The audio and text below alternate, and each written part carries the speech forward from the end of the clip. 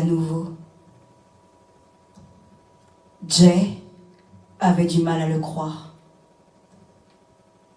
Ce n'est pas ça l'été, répétait-il. En une année, les services de police de la ville avaient comptabilisé une douzaine d'incendies criminels. En tout, 26 règlements de compte investis du nord au sud de Marseille. En général, le gars assis à l'avant avait une balle dans la tête. Ce n'est pas Jay qui la mettait.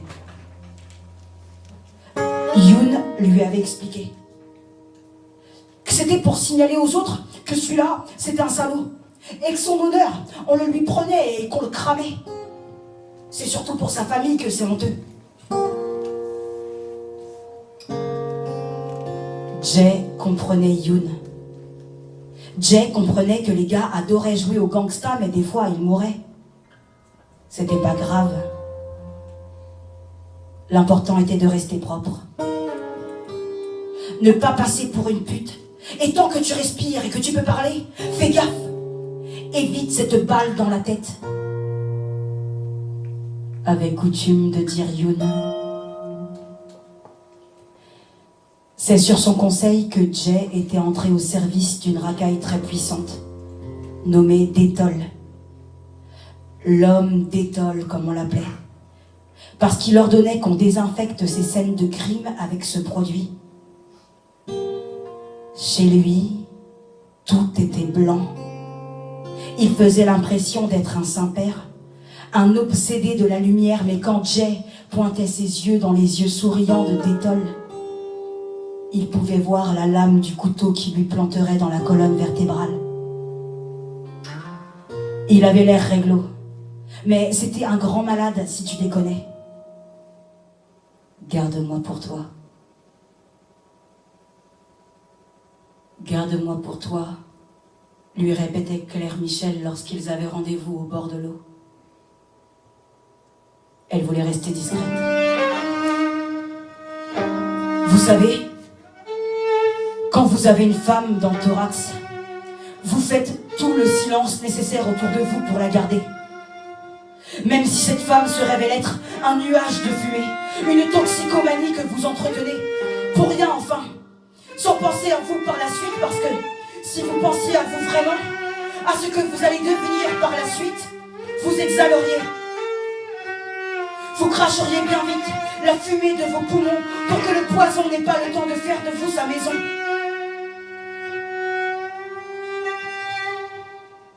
Jay avait beau y penser en ces termes, il ne connaissait pas les risques de fréquenter une telle femme. Elle avait fait de lui sa maison. Peut-être depuis la première semaine où ils se voyaient. La nuit où il la toucha. La nuit où il posa la main sur le haut de sa cuisse. Il pensait encore lui échapper en se racontant des conneries, mais il remonta la main jusqu'à son sexe et elle l'invita à venir dans la chambre.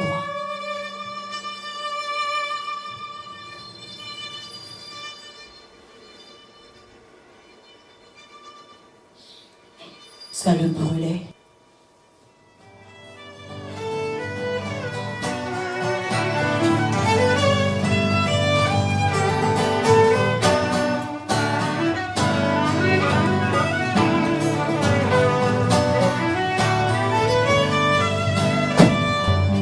Ça lui faisait des étincelles dans la tête en y repensant.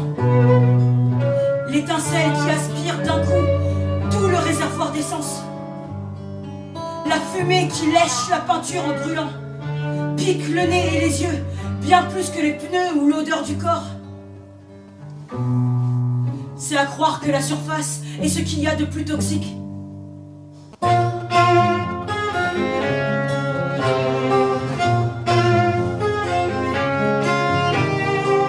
Quand tes yeux ne sont pas noirs, tu n'as plus de protection. T'es à la merci de la connerie de tout un chacun qui est tapé par le soleil. Aussi démuni qu'un poiscaille sorti de l'eau. T'attends plus qu'on t'évite sur un bout de rocher et en pas longtemps tu suffoques. Je me souviens avoir vu les minots jouer sur la plage avec les restes d'une méduse déchiquetée. Ça les faisait marrer. Des lascars comme nous avions conquis nos carapaces de cuir à la lumière de cette injustice du soleil qui te noircit pour un oui, pour un non.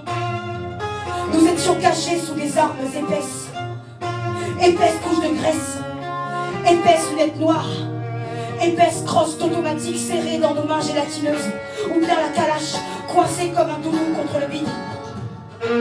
Il fallait pour se distinguer prescrire un métal froid à la tempe de la racaille et connaître l'art de la gifle comme avant nous, d'autres avaient l'art des samouraïs. Nos yeux noirs étaient le signe que nous appartenions à cette espèce. Noirs mes yeux, sinon je vais me faire bouffer.